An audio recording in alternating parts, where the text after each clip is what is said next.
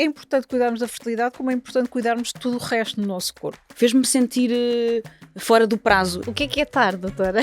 Eu não sei se tu sabes que as mulheres nascem com todos os óvulos que tens para o resto da tua vida. É Olha, pior não que sabia. isso. Elas nascem com metade da reserva de óvulos que tinham antes de nascer. Tinha nas minhas resoluções de ano novo, até aos 35, fazer uma das duas coisas, que era ou engravidar ou congelar. Se soubesse aquilo que sei hoje, teria congelado logo aos 25 sem esta pressão toda. O relógio biológico às vezes só começa a tilitar demasiado tarde.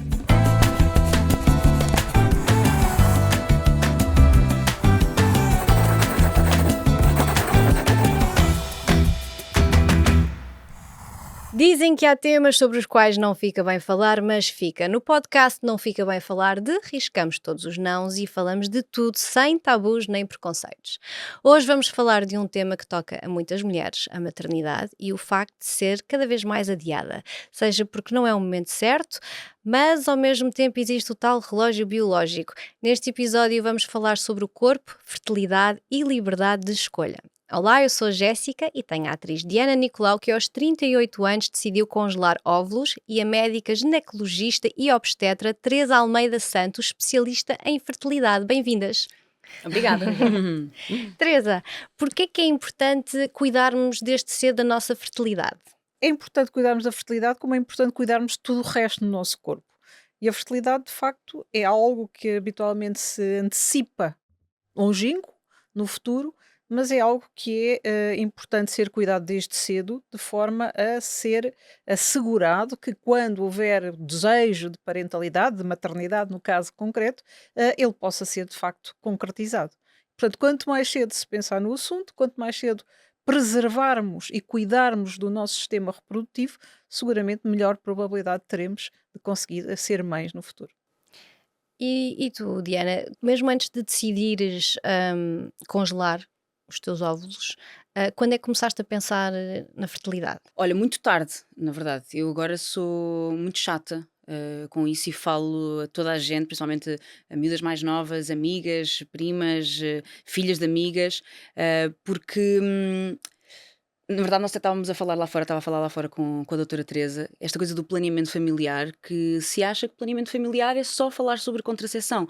E não é, planeamento familiar é isso mesmo, não é? É planear, mesmo que isso aconteça numa altura em que nós não fazemos a mínima ideia se queremos ter filhos ou não, ou se estamos com a pessoa certa ou não, e se eu agora voltasse atrás teria feito as coisas de maneira diferente. Mas eu comecei a pensar muito tarde, eu nunca quis muito ser mãe, não tinha essa certeza, e sempre fui adiando até chegar a uma altura em que a minha ginecologista é que me alertou e disse, olha, atenção, que já está ali a chegar a um limite, fez-me sentir fora do prazo. Eu sentia uma pressão, não da família, mas sentia uma pressão social, sentia uma pressão também do trabalho, para planear, não é?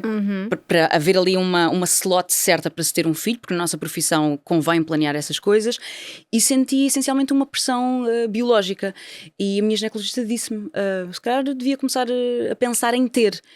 E aquilo foi tão forte, e eu tinha na altura 36 e eu não queria ter naquela altura. E depois as minhas amigas congelaram, e acho que isso é uma das coisas mais importantes, não só falarmos sobre isto, eu acho que este podcast e outros que eu tenho ouvido agora portugueses, é muito bom este tema agora começar a ser trazido a público, e ter amigas informadas. As minhas amigas falaram-me disso, congelaram as duas, e foi nessa altura que eu comecei a pensar também, mas já tarde. Já tarde. O que é tarde, doutora? Tarde é quando é depois daquilo que é o ideal. E eu diria que o ideal para congelar óvulos, para assegurar uma probabilidade razoável, porque é uma probabilidade, não é uma certeza, não é? Mas para assegurar que temos óvulos em quantidade e qualidade suficiente para uma gravidez, passados vários anos, será sempre antes dos 35. E a melhor forma de preservarmos a nossa fertilidade antes dos 35 seria como? Antes dos 35 há que cuidarmos do corpo. há que ter comportamentos adequados, nomeadamente uma dieta adequada, manter um peso adequado, fazer exercício físico, não fumar, não consumir drogas, beber de forma moderada e Chatice. avaliar efetivamente também, enfim, o nosso aparelho reprodutivo regularmente, em consulta de ginecologia, como a Diana disse, e tendo atenção, e às vezes é preciso chamar a atenção dos ginecologistas para Uhum. isso, e há vários estudos que o mostram, para que de facto é importante para nós saber se temos ou não uma longevidade reprodutiva, porque muitas vezes o exame ginecologista de rotina é avaliar se está tudo bem, se Uhum. os ovários estão bem, se não há, fazer uma citologia do colo e examinar as mamas. Mas é importante que os ginecologistas e que as pessoas também lhes chamem a atenção, não, eu quero saber de facto como é que está a minha reserva ovárica, como é que está o meu semáforo reprodutivo. E nem todos os ginecologistas estão de facto despertos para isto. Portanto, a partir do momento em que se fazem consultas regulares, a partir do momento em que se inicia a atividade sexual, ou a partir dos 25 anos, pelo menos, será importante fazer esta consulta anual e ir avaliando como é que está o aparelho reprodutor. Mas corrija-me se eu estiver errada. Porque eu nunca recebi essa informação, nem nunca houve esta conversa em consultório da parte do ginecologista. Mas também acho que as mulheres, por iniciativa própria, não fazem estas perguntas. Não é? Eu vou à consulta, faço aquilo que tenho a fazer, diz-me, ver as mamas, ver como está tudo, fazer os exames e nunca falei sobre isto. Portanto, eu acho que também há muito pouca informação do nosso lado e tem que ser uma coisa parte a parte, claro. Mas não sei se recebem em consultório muitas mulheres com estas É dúvidas. verdade. Recebo com dúvidas e recebo tarde demais. Esse é um Uhum. problema. Por isso é que é muito importante este tipo de, enfim, de programas De e tudo o que conversas, claro. pudermos ter para despertar de facto as pessoas para esta situação, para aumentar a literacia reprodutiva em geral, porque efetivamente se o ginecologista não está a pensar no futuro reprodutivo, as pessoas devem planeá-lo, não é? Claro. Desde cedo e, portanto, nada melhor do que, para além de evitar comportamentos que possam, enfim, prejudicar a fertilidade, saberem que efetivamente, enfim, há um timing em que é adequado ter uma gravidez, que os riscos aumentam depois dos 35 anos e aumentam porque a qualidade dos óvulos se Diminui. degrada, não é só a quantidade, é também a qualidade, Uhum. e portanto, para assegurar, enfim, este seguro de fertilidade, é importante começar a pensar nisso mais cedo. Eu não sei se tu sabes que as mulheres nascem com todos os óvulos que tens para o resto da tua vida. É Olha, pior não que isso, sabia. elas nascem com metade da reserva de óvulos que tinham antes de nascer. Exatamente, É pior exatamente, do é que ainda Ah, mais é? grave. Sim. É como se tu nascesses com aquele determinado dinheiro, tu nasces com este dinheiro, este é todo o dinheiro que tu tens para toda a tua vida. Ok? Depois é retirado E metade. todos os meses, exato, retiram-te logo metade da nascença, e todos os meses dão só um bocadinho, não é? Dão-te uma mesada, porque não É tens os isso. óvulos todos. Todos os meses tens uma mesada. Não é? Pronto, e aquilo que acontece é, o dinheiro vai perdendo de valor. É como os óvulos, eles vão perdendo qualidade e vão diminuindo. Essa é uma excelente metáfora. E nunca me tinham explicado isto. E portanto, eu tinha 37 anos quando fui à primeira consulta, foi nesta consulta que me foi explicado. Não, mentira. Ouvi um podcast americano que falava disto e explicava isto de uma maneira muito, muito simples e comecei a falar com várias mulheres da minha idade Ninguém sabia. e é assustador que ninguém percebe, ninguém faz a mínima ideia do crucial que é nós sabermos estas coisas para depois podermos decidir se queremos congelar, se queremos engravidar, se não queremos. O que é que podemos explicar exatamente sobre esta questão dos óvulos às mulheres, não é? Porque temos mulheres que nos estão a ouvir que não têm acesso direto, muitas delas não têm acesso direto de ter consultas, Sim, a maior parte, não a é? maior parte. A rede de planeamento familiar dos cuidados de saúde primários funciona bastante bem em Portugal. Portanto, as mulheres têm acesso a contracepção gratuita e, portanto, vão regularmente ao centro de saúde. Podem não ter uma consulta médica, mas têm uma consulta ou pelo menos um contacto com o enfermeiro. Essa é uma excelente oportunidade para falar da outra face da saúde reprodutiva. E, portanto, não há nada como insistir um pouco com os médicos e com as equipas de enfermagem dos centros de saúde para poderem também abordar esta outra. Não é preciso estar sempre, de facto, a pressionar e a falar isto, mas é preciso disponibilizar material e abordar o assunto de vez em quando. Sim, até para as mulheres não se sentirem pressionadas Pressão, a terem claro. de ter filhos. Isso é porque há contraproducente, muitas claro que que não sim. querem. Em que altura, Diana, é que tu sentiste mesmo, ok, agora eu quero me interessar mais pela fertilidade e vou tomar esta decisão e vou congelar óvulos? Olha, eu tinha nas minhas resoluções de ano novo, todos os anos, até aos 35, fazer uma das duas coisas, que era ou engravidar ou congelar. E acho que fui simplesmente adiando a gravidez porque não era a altura certa, porque não tinha a certeza absoluta. Nunca é a altura certa. Eu sei, mas eu sinto sempre que eu não quero ser vítima de uma pressão porque depois eu vou acabar por ressentir. Eu vi vários casos à minha volta de pessoas que engravidaram até numa... acho que muitas vezes até é mais egoísta do que altruísta ter um filho. A mim deu muito material para criar coisas. Eu escrevi um espetáculo inteiro que era sobre isto. Não era só sobre isto, mas era muito sobre isto, que era o quão desconfortável é uma mulher estar constantemente a ser pressionada para ter filhos sem saber se quer ou não. À medida que o tempo foi passando, fui percebendo que, ok, eu estou muito ok com a ideia de ter e de não ter. Mas quando decidi fazer uma consulta, e eu não sei se numa consulta de planeamento familiar no centro de saúde, se é possível fazer estes exames. A hormona antimuleriana. A hormona antimuleriana não é comparticipada ainda, eu acho que deveria ser, e precisa de um aconselhamento específico, sobretudo quando sai fora dos valores de referência. Mas fazer um doseamento de hormona antimuleriana, que é relativamente económico, enfim, aos 25 anos, por exemplo, a mim parece-me que será útil, naturalmente, tendo depois a possibilidade de as pessoas que estão fora dos valores de referência terem um aconselhamento para não ficarem em pânico e dizer, bom, isto já acabou para mim, não é assim. Mas sim, a hormona antimuleriana é um exame de sangue como outro qualquer, e a ecografia, a própria ecografia, que as pessoas fazem com alguma regularidade. Para ver a contagem de folículos, exatamente, se for direcionada para essa perspectiva, pode dar perfeitamente uma ideia da reserva ovárica. Enfim, qualquer ecografia que faça, obviamente que tenho atenção a isso, mesmo que seja para despistar outra coisa qualquer. Portanto, é preciso que as pessoas olhem para as ecografias com outros olhos e penso que, de facto, a hormona antimuleriana também pode ajudar muito, eventualmente numa segunda linha, porque precisa de ser explicada. Nós precisamos de explicar às pessoas que ter uma hormona antimuleriana mais baixa do que seria expectável para a idade não é o fim do mundo. Não é? Significa que podem engravidar provavelmente nos anos seguintes, não podem adiar 10 anos ou 15 anos. Claro, porque há muitas variáveis aí. Eu fiz os 2 exames e infelizmente as contagens não foram espetaculares. E foi isso para ti, foi de repente um alerta? Não querias, mas de repente, quando soubeste que já se calhar não era tão garantido quanto isso? Foi completamente. E eu adiei muito tempo para fazer isso, porque nem sequer sabia que era possível fazer esse exame. Quando fiz o exame já foi até numa clínica de fertilidade, porque não sabia que era possível fazer no público, mesmo pagando. Os resultados não foram muito bons e foi nessa altura que eu comecei a sentir uma pressão. Não quero sentir esta coisa de um dia querer engravidar e não poder, e isto sim deve ser muito devastador.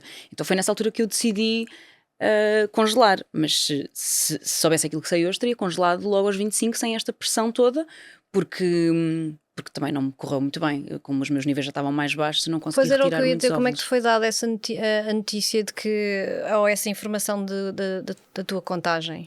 Olha, eu não tive uma experiência muito boa na clínica. Acho que deve ter sido uma exceção à regra, porque já conheci outras pessoas que fizeram também na mesma clínica que eu. Correu tudo bem, e correu tudo bem. Claro. Pronto, mas no meu caso houve muitas coisas que falharam ali. Já é um processo em que a mulher está frágil emocionalmente, está muito vulnerável. Fisicamente é uma coisa penosa, não é para todas as mulheres, mas para mim foi.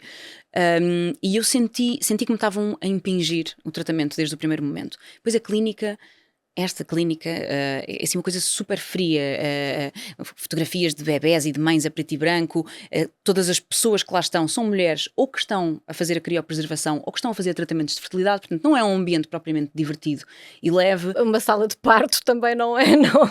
Mas é que ali tu sentes mesmo, ainda por cima as mulheres consoante aquilo que estão a fazer têm uma pulseira de uma cor ou de outra. Então é uma coisa meio dramática. Não, tu vês mulheres que saem super tristes ou mulheres muito contentes a receber resultados, então aquilo é um ambiente que... Mas não é assim em todo lado. Não, acredito que não, estou a contar só a minha experiência porque eu senti que não porque houve... há mulheres que de facto não têm boas experiências e outras que têm. E acho que é importante partilhar, mas que isto não seja dissuada ninguém. Para melhorar, exato. E depois acho que houve um problema muito grande que foi a gestão de expectativas. No meu caso isso não aconteceu. E quando eu fiz os exames mostraram-me logo um gráfico, disseram, com a minha idade, com os meus níveis, que a probabilidade de conseguir tirar que era altíssima, que estava tudo bem, que eu ia conseguir tirar pelo menos uns 20, que o ideal seria conseguir congelar entre 11 a 18 óvulos.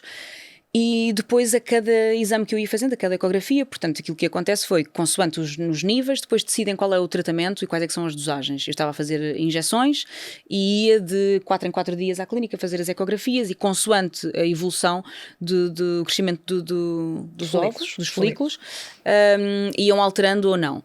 Houve imensas coisas que correram mal, eu tive muito azar, todos os dias era atendida por um médico diferente, isso também não ajudou, trocavam uma medicação, erravam o horário das minhas consultas, a informação era muito errada, e no dia em que eu fiz a punção, portanto eu estava a achar que ia conseguir tirar pelo menos de 11 a 18, que sabia que o ideal era 20 e tal, e já não ia conseguir isso, e no dia da punção percebi que tinha conseguido tirar 5. Ok. Existe uma preparação para...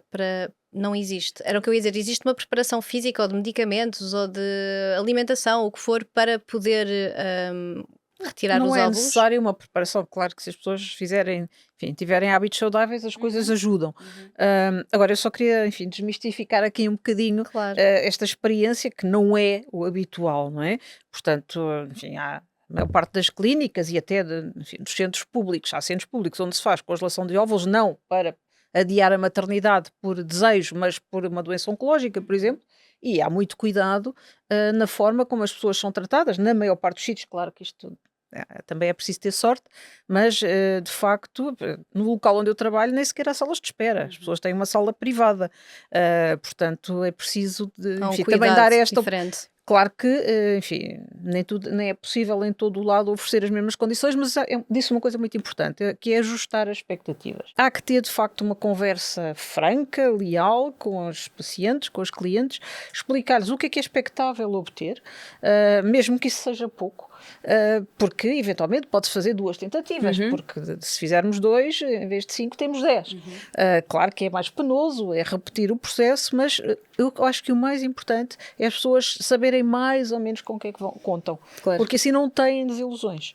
E uma desilusão no fim disto tudo, que é, enfim, é penoso em termos físicos, porque implica ir lá várias vezes, expor-se, fazer uma punção. Financeiramente também é um custa. peso. Portanto, é preciso que as pessoas tomem a decisão de avançar conscientes enfim, dos riscos e dos benefícios, obviamente, que a técnica lhes pode dar.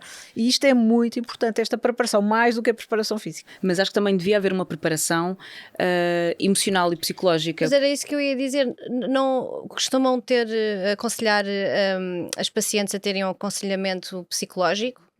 Assim, nós temos nas clínicas sempre psicólogos. Normalmente, as pessoas que têm uma decisão tomada não precisam de um apoio psicológico. Mas Quem a não seguir? tem, sim, mas está disponível. sim, sim. Agora, também não é muito é muito fácil a posteriori perceber que teria sido eventualmente útil outro tipo de conversas. Se as pessoas pedirem, obviamente que está disponível, mas impor uma consulta de psicologia ou até sugerir neste contexto pode ser interpretado como uma Percebo. intrusão ainda maior. Mas pelo menos deixar claro de que há esse serviço, porque, por exemplo, Sim, quem claro. vai fazer doação de óvulos tem que passar por esse Sim, mas processo. aí é As obrigatório. pessoas que vão doar óvulos, porque a doação de óvulos é recompensada Sim. financeiramente. E eu conheço pessoas que fizeram isso e tiveram que passar por um processo de Faz parte acompanhamento. da seleção, aliás, das dadoras, a entrevista de psicologia. Aí é obrigatório. Mas repare, alguém que já não está muito confortável com o facto de, enfim, ser a solução que tem, queria preservar os óvulos, enfim, como diz uma pessoa que conheço, colocar as suas joias no cofre, um bocadinho, guardar no cofre as joias. As pessoas já não são muito confortáveis com isso. Dizer, ainda tem que ir a uma consulta de psicologia, a maior parte das pessoas não vê isto com bons olhos. Não, eu já não quero mais, Sim. quero avançar e acabou. Mas as pessoas Não são tem, diferentes. sim, São claro. diferentes. Ou seja, não seria tem de ter, há disponível. Mas independentemente da clínica, não é? O facto de tu teres conversado com as tuas amigas também ajudou muito que tu tivesses tomado esta decisão, o facto de existir a conversa, certo? Partilhar a informação é fundamental, com a sua rede de apoio. Isso funciona quase tão bem como a consulta de psicologia, porque a pessoa não Totalmente. sente que vai sozinha para aquele projeto. Enfim, já amadureceu, já discutiu com outras pessoas que já fizeram ou que não fizeram, mas que se informam, isso é fundamental. Tenho que te fazer esta pergunta. Foi doloroso? Costuma ser doloroso, depois irei perguntar à Teresa, mas a tua experiência foi doloroso? Para mim foi, mas acho que também, tendo em conta as circunstâncias que eu já falei, as minhas amigas que fizeram correu super bem, foi super Não tranquilo para sentiram? elas, não, e ficaram um bocadinho inchadas, porque no fundo aquilo que estamos a fazer é tipo a menstruação em esteroides, não é? Estamos quase que a condensar ali uma série de Estamos a ciclos, não é? hiperestimular. É Sim. mesmo isso que Portanto, fazemos. aquilo que sentimos geralmente em TPM é aquilo aumentado à lupa. Portanto, ou seja, emocionalmente eu estava muito mais irritada, mais sensível, estava muito inchada, o meu peito cresceu imenso, eu tinha que fazer injeções. Eu nunca tinha sequer manuseado uma seringa e, portanto, eu acho que essa é outra coisa também muito importante nas clínicas e no meu caso isso não aconteceu. Eu perguntei várias vezes como é que eu faço isto e mandaram-me ir ao YouTube ver. Por sorte, o meu pai é médico e então ele conseguiu-me dar algumas luzes, mas só o facto de uma pessoa se fazer aquilo a si própria é invasivo e é agressivo. Portanto, para mim houve uma série de coisas que me deitaram um bocadinho abaixo neste processo todo. Mas depois a parte boa é, está feito, aquilo desaparece, faz-se a punção e em menos de 1, 2 semanas a vida volta ao normal. Teresa, isto não costuma por norma ser uma experiência dolorosa para todas as mulheres. É importante deixarmos isso também. Sim, eu acho que é importante deixar isso claro. Na maior parte das circunstâncias, é evidente que é um processo que causa algumas alterações hormonais, mas as pessoas estão preparadas para isso e que não é necessariamente doloroso.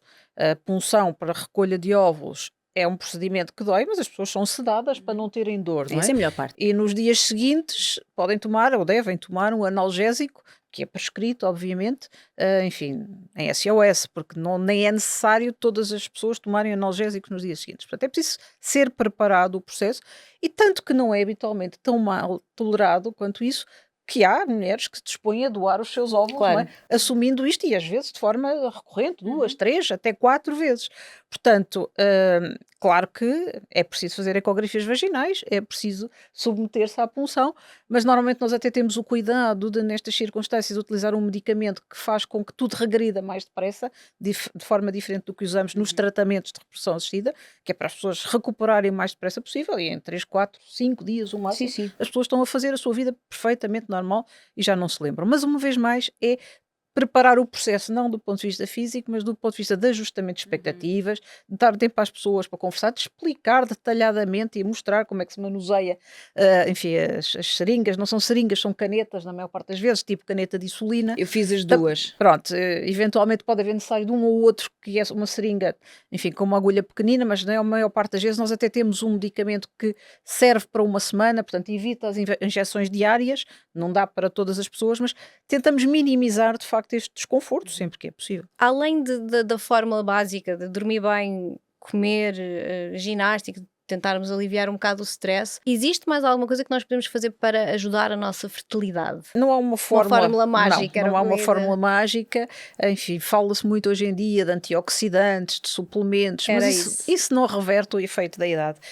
Enfim, é muito cruel dizer isto, Uhum. mas de Mas é facto verdade, o claro. determinante fundamental da probabilidade de gravidez, é evidente que os espermatozoides também são importantes, não é? Não estamos agora a falar deles. Ainda não chegámos lá, Por mas já lá melhores que vamos. sejam os óvulos, sozinhos não conseguem, mas aquilo que determina de facto a qualidade dos óvulos e a probabilidade de gravidez é de facto a qualidade, enfim, a Fatoridade, função não é? dos óvulos, que depende sobretudo da idade. Por isso é que é esta coisa dos 35 anos. E os homens podem mudar de hábito? Claro que Os sim, mesmos. os mesmos Os hábitos. sacanas podem ter filhos até aos 80. Nem Isto não é todos, injusto, nem todos. Mas não conta tanto, é evidente, a idade. Não conta tanto. E houve uma coisa que eu acho que há este peso também para as mulheres, não é?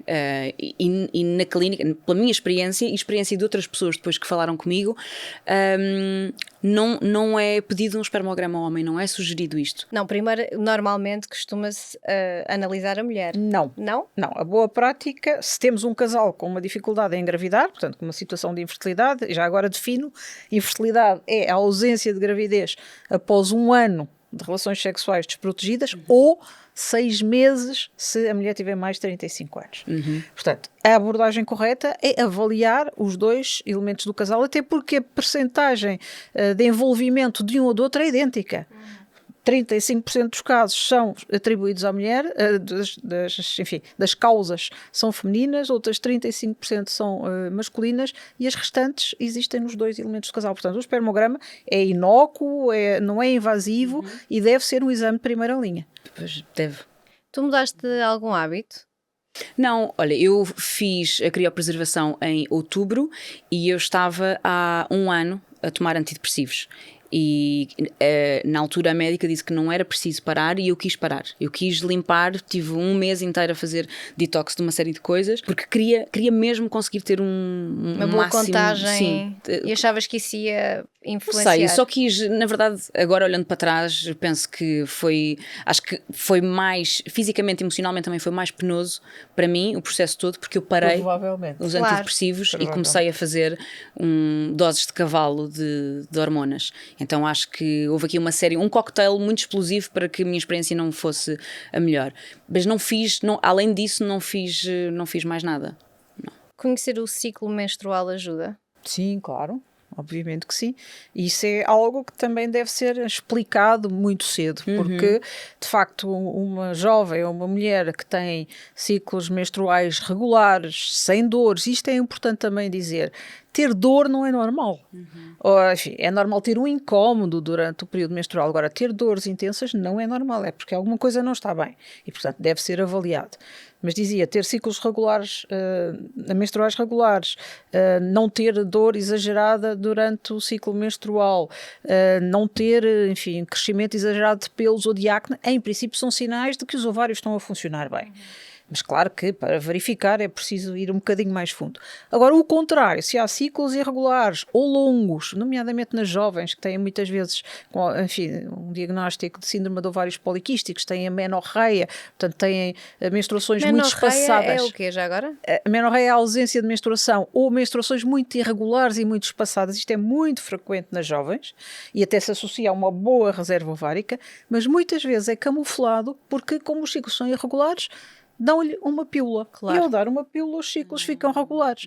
E as jovens começam a tomar, ou por isto, ou porque precisam de contracepção, começam a tomar uma pílula aos 15, 16 anos e só vão pará-la quando quiserem engravidar aos 38. E, Portanto, nunca chegaram a perceber que tinham... Nunca chegaram, tiveram sempre com alguma coisa mascarada. Ok. E isto é que não pode acontecer. Não mas, pode de forma nenhuma.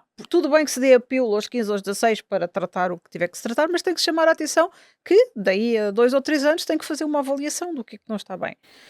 E isto acontece de facto com muita frequência para tratar o acne, para tratar o excesso de crescimento piloso, para tratar as irregularidades menstruais ou até para não menstruar. Não é? Portanto, cada vez mais as raparigas utilizam para as a dores pílula, também, ou não é? para as Dizia dores, muito ou para não isso. ter dores. E de facto este comportamento eu acho que deve ser de facto repensado. Não quer dizer que não se faça, obviamente, mas tem que chamar a atenção que de vez em quando é preciso parar para ver se as coisas estão bem.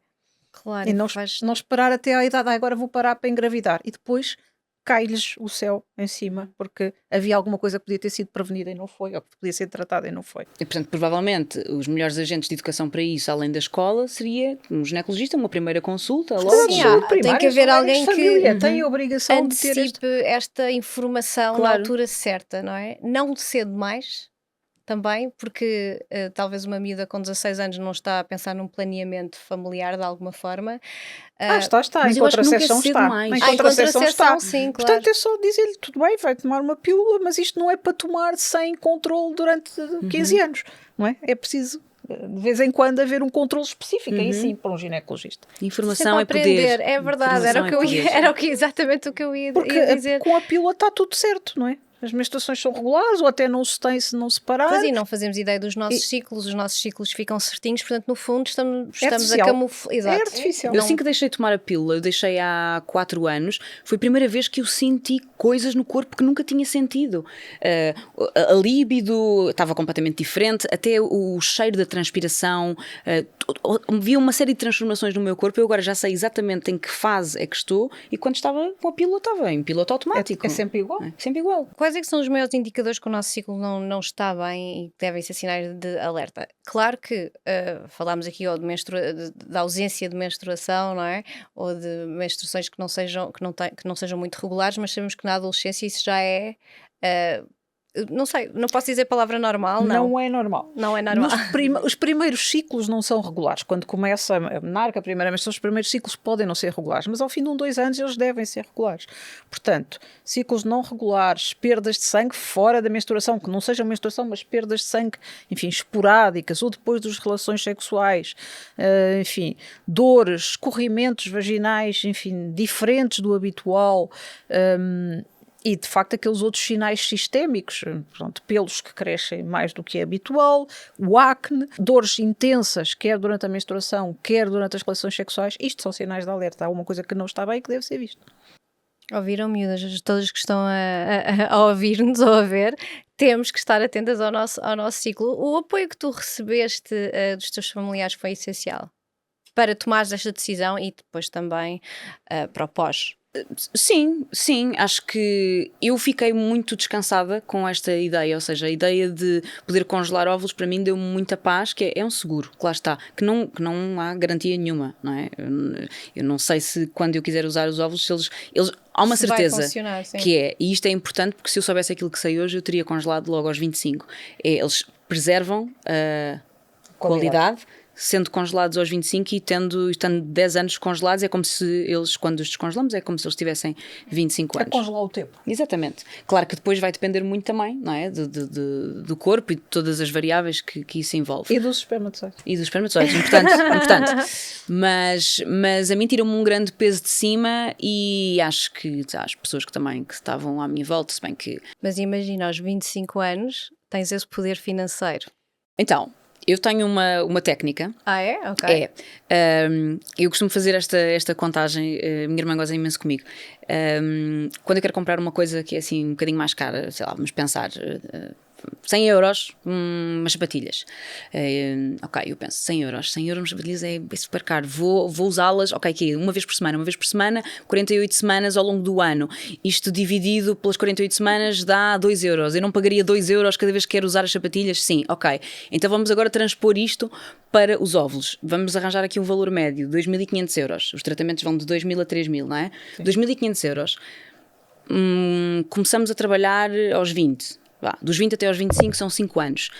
5 anos, se nós pusermos 40 euros de parte por mês, isto dá 1,30€ por dia. 1,30€ por dia durante 5 anos. Ao final dos 5 anos temos o tratamento pago. Isto é um seguro que nós podemos fazer. É claro que dificilmente alguém aos 20 anos vai pensar nisto. Eu pensaria, eu recomendo agora a toda a gente que o faça, porque sim, se calhar chegar aos 30, aos 35, uma pessoa não tem 2.500 euros ao dispor para isto, e pesa muito, principalmente se for sozinha, não é? Se não for dividido com um parceiro ou com uma parceira. Claro, e lá mas se pensarmos assim... Apresentaste aqui um plano, PowerPoint, um plano poupança ovinhos. Um plano poupança, e por curiosidade, tu pensas... se tomares, não tiraste a pressão de cima de poderes, de usares ou não usares, mas pões um limite na tua idade de poderes usar?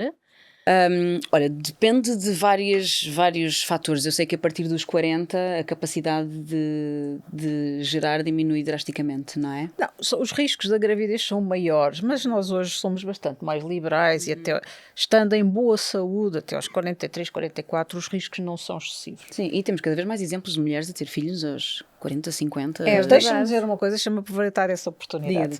Nós temos de facto cada vez mais mulheres e divulgados nos órgãos de comunicação social a ter filhos aos 47, 48 e até mais.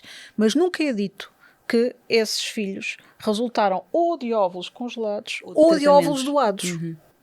Porque uma mulher engravidar com os seus próprios óvulos aos 47, aos 48 ou até aos 45 e ter uma gravidez de termo com um feto recém-nascido normal é muito raro. É preciso ter esta noção. Sim.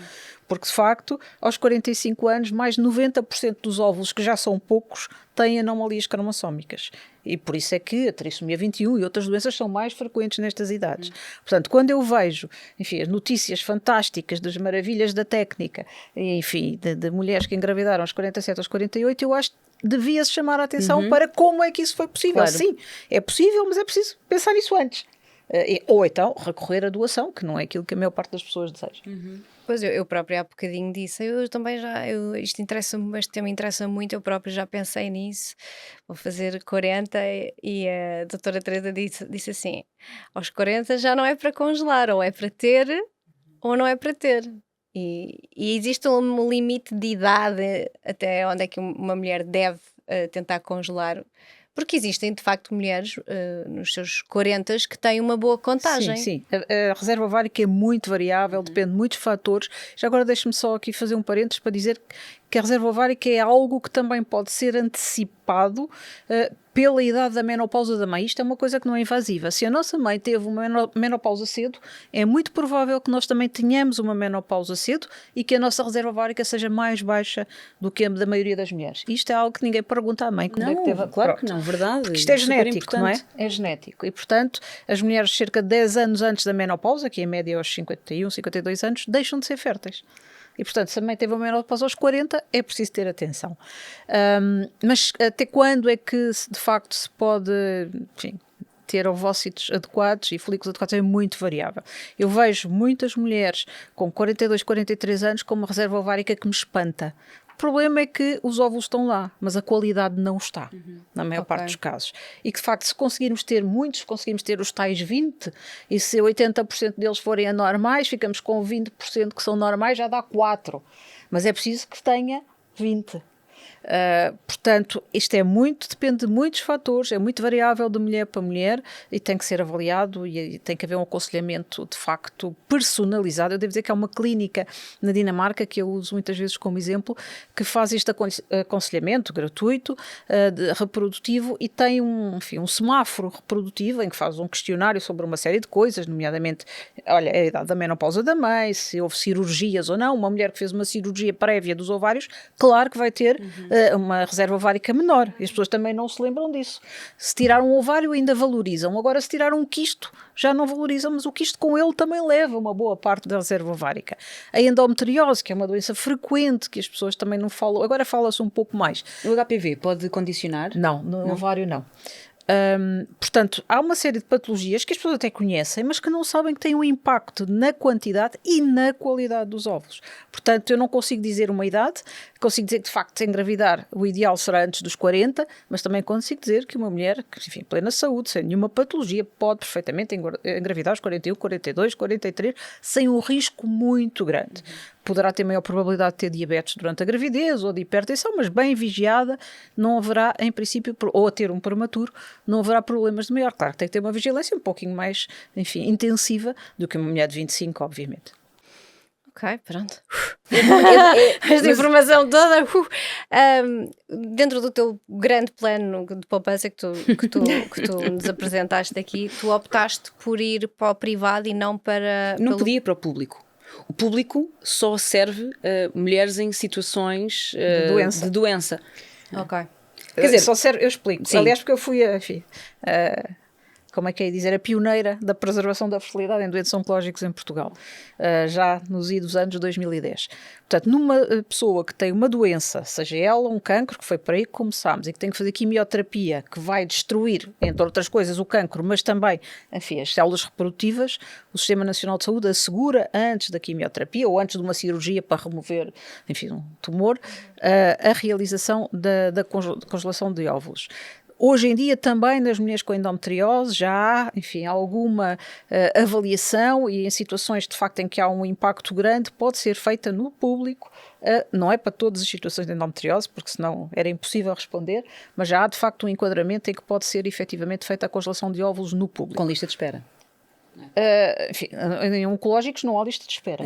Não oncológicos não. Na endometriose haverá, sim. tem que se, enfim, E enquadrar dentro do resto. Também... Isso não é razão para congelar ovócitos, não, até porque tem melhor reserva ovárica. Ok. Não, é justamente isso, tem muitos folículos que não ovulam e, portanto, não os gastam. Mas, por exemplo, em França já é pago pela Segurança Social a congelação de ovócitos, o que eles chamam autoconservação ovocitária. Isto seria o ideal, se nós pudéssemos oferecer incrível, a todas as pessoas, porque somos um país envelhecido, com problemas gravíssimos de natalidade. Enfim, eu assustei-me no outro dia ao ver uma estatística que dizia que 30% das pessoas, dos jovens, não querem ter filhos. E, enfim, tudo bem, estão no seu direito, mas eu antecipo que muitos destes 30% que não terem que ter filhos, porque eles não têm condições, ou porque querem viver a vida deles, se calhar daqui a 10 anos vão pensar de outra forma, ou daqui a 10 a economia ou 15. melhorar. E, portanto, é uma pena não aproveitar esta oportunidade num país que tem que ser rejuvenescido. É um valor muito alto para alguém aos 30, principalmente hoje em dia, neste panorama atual de economia, pensar nisso. Se calhar com um casal com 30, 35 anos tem outras questões mais prementes do que gastar 3.000 euros agora no congelamento, sem garantias nenhumas, não é? Eu também pensei nisso, que é, ok, vou congelar, vou gastar este dinheiro, mas eu vou continuar a tentar engravidar, porque esta foi a minha questão, eu já estava a tentar engravidar antes de congelar. Tem que ser um Ok. plano B. Não é um plano A, é um plano É B. isso mesmo. Este episódio está a ser ótimo porque trouxe aqui, nós viemos falar mais sobre a fertilidade exclusivamente aqui, de congelar os óvulos e entretanto disparou-me aqui não sei quantos temas e podíamos Posso ficar vir outra aqui vez, se 3 quiser. horas, adorava, porque de repente agora estou cheio de perguntas e cheio de dúvidas. E houve aqui alguma coisa que não tivéssemos falado e que gostava mesmo que quem nos está a ouvir, as mulheres que nos estão a ouvir e os homens também, recebessem essa informação? Pegava exatamente naquilo que disse há pouco. Assim, o desejo de parentalidade era considerado como uma coisa quase universal. Enfim, os estudos diziam, eu encabecei um estudo não há muitos anos, em Portugal, que mostrava que 95% das pessoas queria ter filhos. Ao que parece, a realidade mudou. E, portanto, os estudos mais atuais mostram que esse desejo é muito menos frequente. Mas, ainda assim, é importante que as pessoas não cortem as suas próprias hipóteses. O facto de eu não querer hoje não significa que não queira daqui a 20 anos e que negligencie a possibilidade de o fazer. Porque o tempo conta, das mulheres conta mesmo, é cruel e não poupa, de facto, a reserva ovárica. Portanto, se as pessoas tiverem essa condição, devem pensar nesta possibilidade, mesmo que hoje para elas ter filhos não faça qualquer sentido. Por outro lado, insistir de facto no cuidar da saúde reprodutiva. Cuidar da fertilidade é relativamente simples, é não se expor a doenças sexualmente transmissíveis, é, enfim, ter uma vida saudável, que faz bem a tudo, não apenas à fertilidade, e a ter uma vigilância regular, de forma de facto a preservar aquilo que temos e que nos permite, enfim, assegurar um futuro com, enfim, um sentido diferente e dar de facto também, enfim, ter um filho é alguma coisa que as pessoas valorizam como ser, enfim, perpetuar a sua família, perpetuar, enfim, uma história, e que isso às vezes só surge mais tarde. O relógio biológico às vezes só começa a tilitar demasiado tarde. É verdade, não controlamos aqui o relógio biológico. O que é que fica bem dizer sobre a preservação de óvulos? Falar, fica bem falar, partilhar, e eu agora falo muito sobre isso e não esperar. Há muitas miúdas com quem eu falo que me dizem: mas eu não tenho namorado, ou esta pessoa com quem eu estou não é a pessoa certa. É não esperar que isso aconteça. Isto é uma decisão da mulher. No meu caso, se eu quiser ter um filho, eu vou sempre tentar de forma natural, e este seguro que eu ali tenho, o meu PPO, pode ser para um segundo ou para um terceiro filho. Portanto, é não esperar para ter as condições certas, encontrar a pessoa certa ou ter a certeza absoluta. É fazer isto antes, antecipar e falar. E falar com amigas, falar com as mães, falar com os pais, falar com os namorados, com os maridos. Falar, essencialmente, é pôr a informação aí. E com os médicos também. E com os médicos. Com os médicos, sim. O que é que fica bem dizer sobre a fertilidade, sobre o ciclo? Vou trocar aqui um bocado as coisas. O que é que fica bem dizer? Eu acho que fica bem dizer tudo, não tem que haver tabus, não é? Eu acho que falar abertamente sobre, enfim, o ciclo menstrual, sobre eventuais incómodos que o ciclo menstrual nos dá e que podem ser menorizados, falar sobre fertilidade, infertilidade ou ausência de desejo de ter filhos, tudo fica bem, não é? São coisas normais, intrínsecas, fazem parte da vida. Portanto, e a falar é que as pessoas às vezes percebem os seus próprios desejos. Foi como disse há pouco, só quando, enfim, alguém chamou a atenção é que sentiu, não, há que fazer qualquer coisa. Portanto, ir falando, sem tabus. Muito obrigada. Bem, eu Obrigada. adorei este episódio, foi incrível. E já sabes, falar sobre ti fica bem, porque só quando nos conhecemos é que somos livres nas nossas escolhas. Junta-te à conversa e partilha a tua experiência com o hashtag #WellsFicaBem. Segue o podcast Não Fica Bem Falar De e junta-te a nós no próximo episódio.